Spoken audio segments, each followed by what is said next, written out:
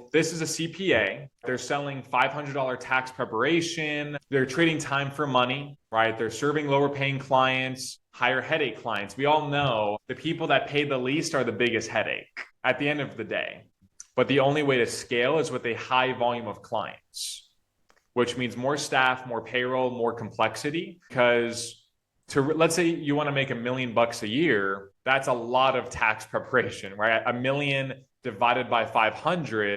So now you're getting paid to deal with all these clients that are paying you not a lot, and they're more headache, and you have to hire team to help you, managing them, payroll taxes, just complexity, right? And to get 2,000 clients paying you $500 each, imagine you probably need to pay someone like 100 grand a year just to all the customer support emails. I mean, 2,000 clients, that is a lot at one time.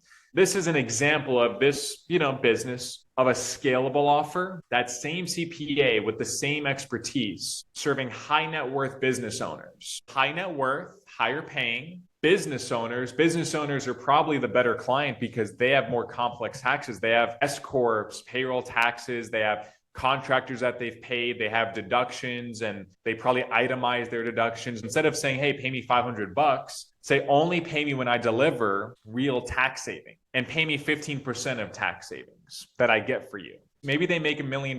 Maybe you found 250,000 in deductions, and that actually saved them out of their pocket 100,000. Out of that, they pay you 15%. Why wouldn't they? You save them 100,000 in actual out of their pocket tax money, but you're getting paid for results. That client's not going to say, well, okay, you saved me 100,000, but how much time did you spend on my account?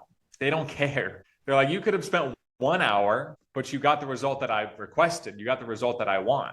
I don't care how much time you spend. Just like somebody maybe fixing something on your house, they're paid based on the result. Hey, fix my plumbing or fix my AC, whatever. They're not saying, oh yeah, so it took this many hours and we didn't do anything. They're going to work until they fix it, and then they bill you based on the result. So it's in their incentive and their best interest to deliver that result in as quick of a fashion as possible. And they have fewer clients that are high quality. You need less complexity, less staff, high pay, high freedom. 95% of the time it is marketing.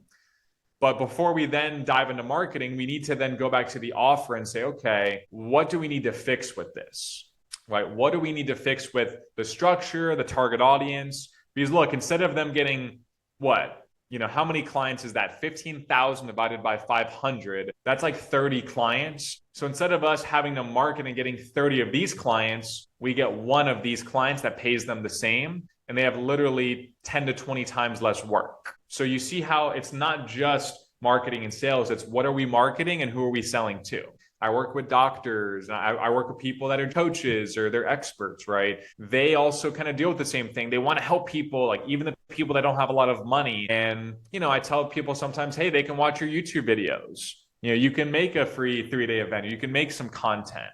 You don't have to work with them one-on-one. Maybe you're at a point in your business there for somebody else, and that's fine. You want to be compensated based on the result, not the time you deliver. Sometimes the best thing in business is to say no to the low-paying client, the high headache, right? I turn down people all the time because I'm like, this is just not going to work. You want the result right now. You're not willing to put in the work.